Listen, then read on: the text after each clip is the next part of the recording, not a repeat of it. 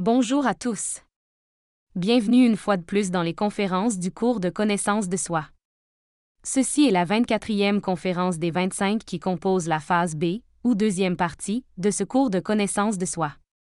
Cette conférence s'intitule La pratique de la croix et ce que symbolise la croix. Ce sujet est très intéressant, car il nous permettra non seulement de révéler la signification de ce symbole millénaire, mais aussi de découvrir qu'il existe 3 types de croix qui définissent le travail initiatique, et de connaître la signification de chacune d'elles. La croix est un symbole universel. Elle a véritablement existé dans toutes les cultures et à toutes les époques. Elle n'est pas un symbole proprement chrétien, comme beaucoup le pensent, puisqu'elle existait déjà des milliers d'années avant l'ère chrétienne. La croix elle-même est le symbole de l'union sexuelle. Nous voyons que la croix est composée de 2 pièces de bois. Une pièce de bois verticale qui représente le phallus masculin, la force active ou positive, l'élément générateur. Et une pièce de bois horizontale qui représente le yoni féminin, la force passive ou négative, l'élément réceptif, ou dans lequel quelque chose est créé ou désintégré. Cela nous permet de voir que lorsque ces 2 forces se croisent, une 3e force est générée, qui est une puissance. C'est une puissance qui peut créer et qui, en nous-mêmes, peut créer les corps existentiels de l'être. C'est également une puissance qui peut être orientée vers la destruction et qui, en nous, peut être utilisée pour la destruction de tout ce qui est impur. Cependant, nous verrons qu'il existe 3 croix que nous devrons prendre au cours de ce chemin vers l'autoréalisation. La première d'entre elles est la croix de la vie. Cette croix est symbolisée par 2 poutres croisées. Cette croix symbolise la forge des cyclopes, le travail sexuel. Car là, l'initié doit se tremper 3 fois. D'abord, en créant ses corps solaires, sur la première montagne, ensuite, les corps d'or, sur la 2e montagne, et plus tard, les corps de lumière, sur la 3e montagne. Avec cette croix, nous créons nos corps intérieurs, un par un, vertèbre après vertèbre, en utilisant sagement notre énergie sexuelle créatrice. Cette pratique est de nature mystique. Elle exige beaucoup de concentration, d'imagination et de volonté dans le travail que nous accomplissons. Dans cette pratique, nous ne devons pas demander la mort, mais seulement nous concentrer et diriger l'énergie vers la création des corps. Si nous demandons la mort pendant cette pratique, nous mélangerions les forces mystiques avec les forces révolutionnaires, et il en résulterait une 3e force qui nous affecterait et qui ferait stagner le travail.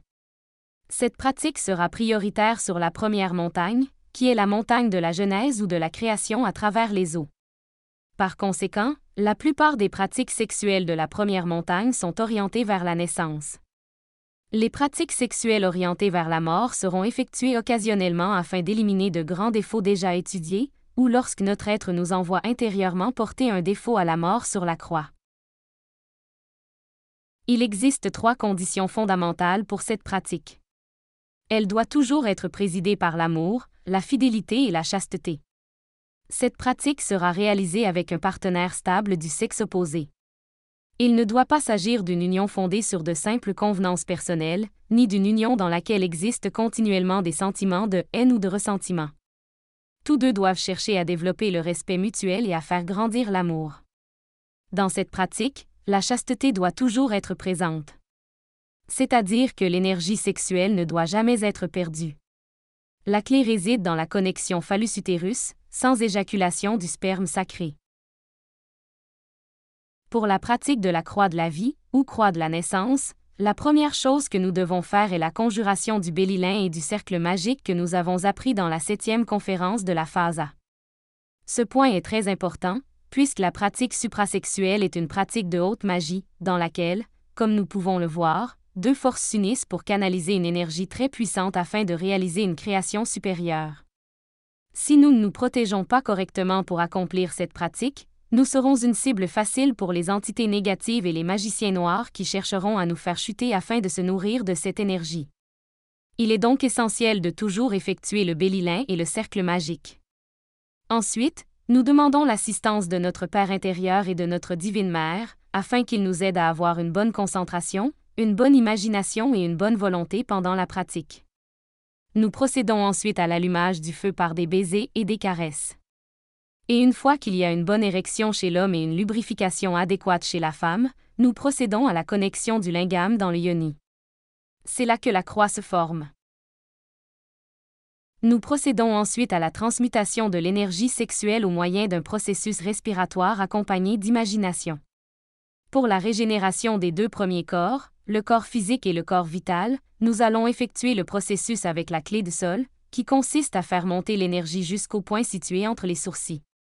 Ainsi, une fois unis sexuellement, nous inspirons l'air lentement et longuement par le nez, en imaginant que cet air atteint les poumons et, de là, descend jusqu'aux gonades sexuelles, les testicules chez l'homme et les ovaires chez la femme. À ce moment-là, nous retenons l'air. Pendant que nous le retenons, nous imaginons l'énergie sexuelle monter des gonades jusqu'au coccyx, puis s'élever tout au long de la colonne vertébrale, comme un fil d'or qui monte vertèbre après vertèbre jusqu'à atteindre le point situé entre les sourcils. Une fois arrivés à ce point, nous expirons l'air en prononçant le son suivant, lentement et longuement.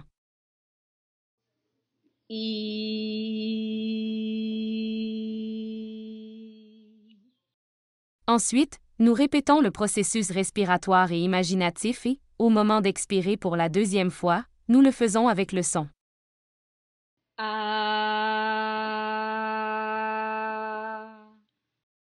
Puis nous répétons à nouveau le processus et, la troisième fois, nous expirons avec le son.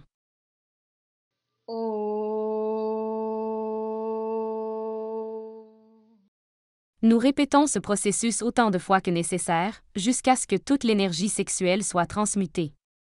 Si, à un moment quelconque de la pratique, la puissance sexuelle diminue, c'est-à-dire si l'homme perd une partie de son érection ou si la femme perd une partie de sa lubrification, ils effectuent des mouvements doux afin de retrouver la puissance et de reprendre le processus d'ascension de l'énergie.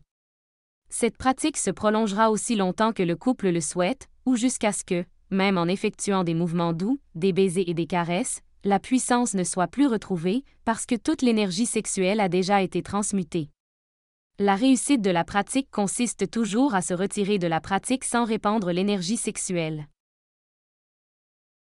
Lorsque nous avons déjà achevé la deuxième initiation des grands mystères et que nous commençons la création du corps astral solaire, nous allons effectuer le processus de transmutation de l'énergie avec la clé de Fa.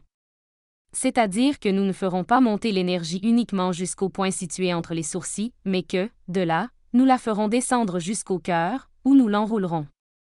En effet, les corps astral, mental et causal ne vont pas être régénérés, mais créés, puisque nous n'en possédons pratiquement qu'un embryon. Et de même que, lorsque le fœtus se forme dans le ventre de la mère, la première chose qui se forme est le cœur, et que le reste du corps se développe à partir de là, il en va de même pour la création des corps intérieurs. C'est pourquoi nous allons faire monter l'énergie jusqu'au cœur. Une fois unis sexuellement, nous allons inspirer lentement et longuement, en essayant, si possible, de prolonger chaque processus, l'inspiration, la rétention et l'expiration, jusqu'à 20 secondes chacun. Après avoir amené l'air jusqu'aux gonades sexuelles, nous retenons l'air et imaginons l'énergie se diriger vers le coccyx et monter sous la forme d'un fil d'or à travers toute la colonne vertébrale, jusqu'à atteindre le point situé entre les sourcils. De là, elle descend jusqu'au cœur. À ce moment-là, nous expirons avec les mêmes sons que ceux que nous avons déjà expliqués avec la clé de sol. De la même manière, la réussite consistera à se retirer sans jamais répandre l'énergie, ni à l'intérieur ni à l'extérieur de la pratique. Et voilà donc la première croix, la croix de la vie. La deuxième croix est la croix de la mort. Sur cette croix, nous voyons un initié mourir pendant la pratique sexuelle. Comme je l'ai expliqué, la puissance sexuelle peut être utilisée pour créer ou pour détruire, pour naître ou pour mourir. Au-dessus de la tête de l'initié, nous voyons les lettres I, N, R, I. Il s'agit de l'acronyme de INI, Natura, Renovature, Intégramme, qui signifie « Le feu renouvelle incessamment la nature ». Cette croix nous montre un initié consacré à la mort psychologique.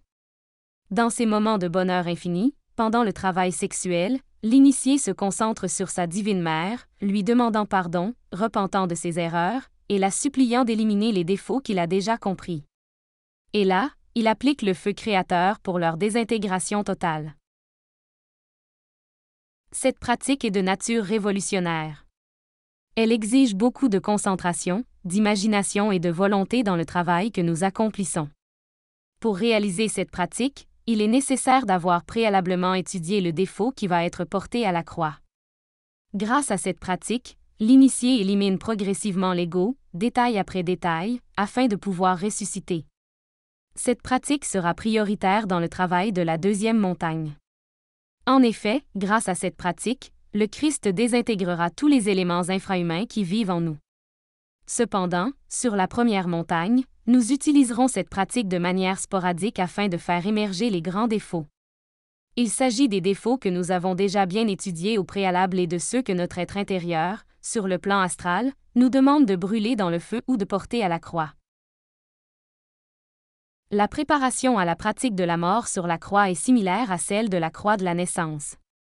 Conjuration du Bélilin et cercle magique, demande d'assistance, allumage du feu par des baisers et des caresses conscients afin d'obtenir une bonne érection chez l'homme et une bonne lubrification chez la femme. Puis, connexion lingam-yoni. Lentement et longuement, nous inspirons l'air en imaginant qu'il atteint les gonades sexuelles. Nous retenons l'air en imaginant l'énergie, mais maintenant sous la forme d'une flamme de feu, monter le long de toute la colonne vertébrale jusqu'à atteindre le point situé entre les sourcils. Une fois ce point atteint, nous nous concentrons sur le détail du défaut que nous souhaitons éliminer, et nous demandons à la Divine Mère sa désintégration. Puis, au moment où nous expirons l'air, nous projetons le feu contre ce défaut en vocalisant le mantra suivant, lentement et longuement.